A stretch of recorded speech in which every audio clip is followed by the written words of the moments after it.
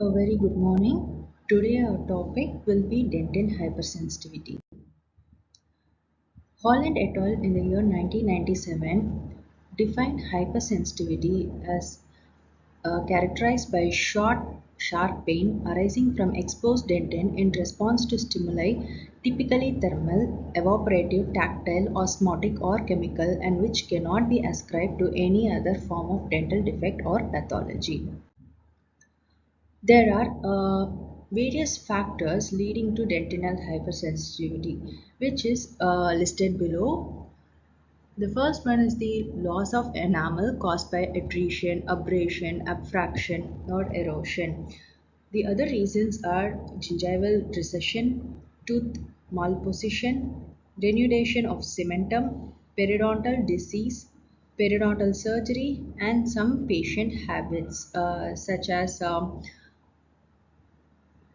biting nails or tailors who tend to hold their bobby pins in their front incisors. They also experience hypersensitivity.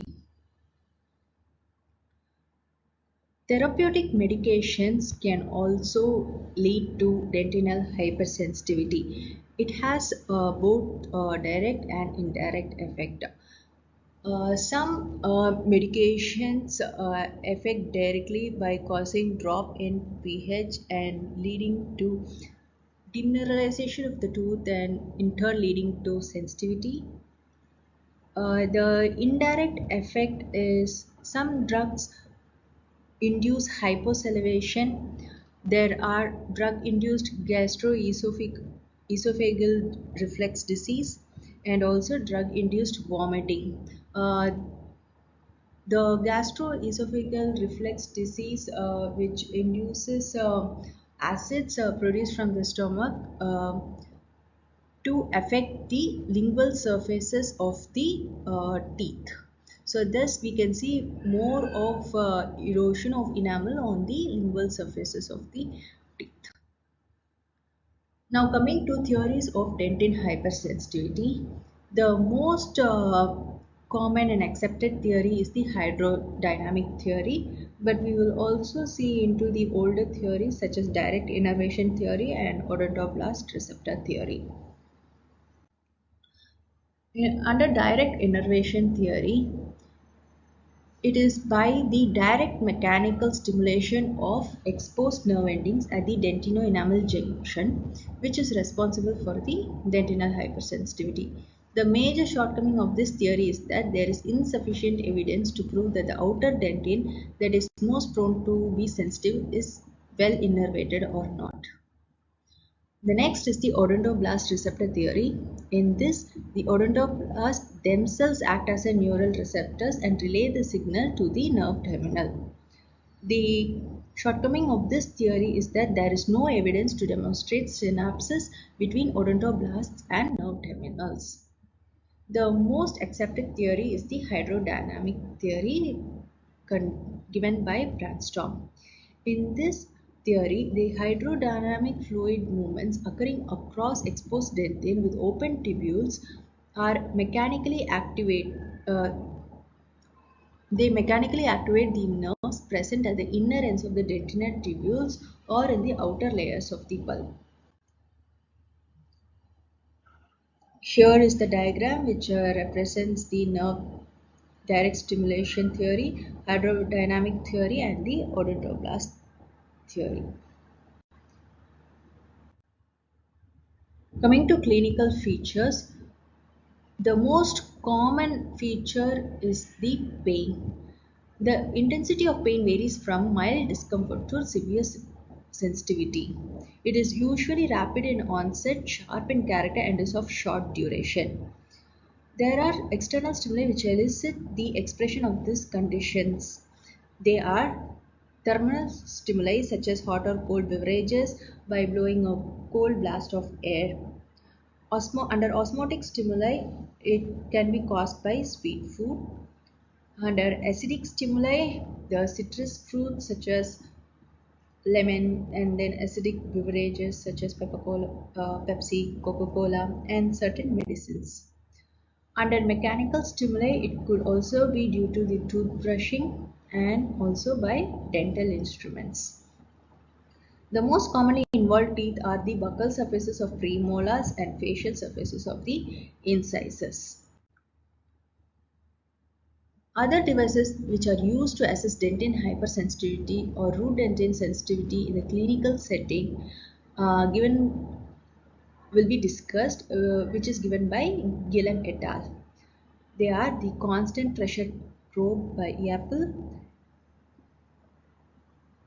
then scaling procedures, single tufted brush, chemical stimuli, electrical stimulation, dental pulp stethoscope, air thermal system, air jet stimulator. The differential diagnosis for dentin hypersensitivity will be dental caries, cracked tooth syndrome, traumatized teeth or chipped teeth, pulpitis, bruxism, post-bleaching sensitivity, post-operative sensitivity. The management could be a thorough patient history and clinical examination. Diagnosis is confirmed by using a jet of air or by using a diagnostic probe on dentin in a mesiodistal direction in the area where the patient complains of pain. Clinically, it can be managed by instructing by removing the etiological factors and certain habits which leads to hypersensitivity, such as teaching a proper brushing technique for patients, advising them to maintain proper oral hygiene, to remove the premature contacts and treat for gingival recession, and also identify endogenous and exogenous acids and treat accordingly. Patients are also educated on dietary habits.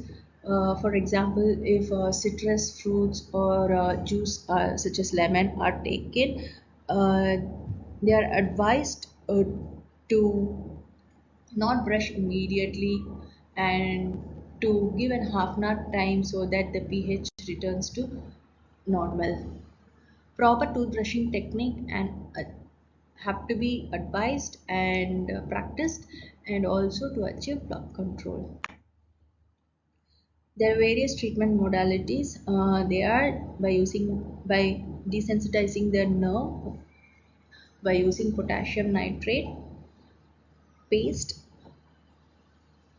by occluding the dentinal tubules by using salts or ions such as 0.4% stannous fluoride, 2% sodium fluoride, potassium oxalate, strontium chloride, and calcium carbonate.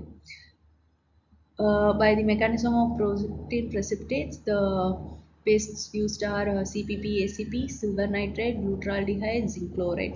And by the method of dentin adhesives, they are dentin bonding agents, composites, glass ionomers.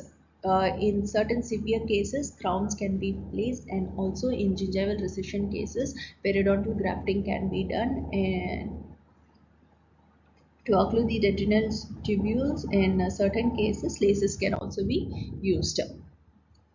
The, the first thing paste that we saw in desensitizing the dentin is the potassium nitrate. It has been proved to be effective in controlling post-bleach sensitive by employing it as an in-office 10 to 30 minutes therapeutic gel application before and after the bleaching procedures. Fluorides act by precipitating calcium fluoride crystals inside the dentinal tubules. They are available in the form of 2% sodium fluoride and 0.4% stannous fluoride. Potassium oxalate acts by forming calcium oxalate crystals inside the dentinal tubules, whereas casein, which is a milk protein, has been used to develop casein phosphopeptide that gets attached to amorphous calcium phosphate. This CPP-ACP complex in enamel remineralization helps in early enamel remineralization in white spot lesions. They also have shown to have potential to prevent and treat dentin hypersensitivity. Under the dental adhesives, primer of the original Bluma adhesive system can be used, and then glutaraldehyde have also shown positive results. To conclude, to identify the dentin hypersensitivity, a thorough clinical history and the etiological factors is mandatory.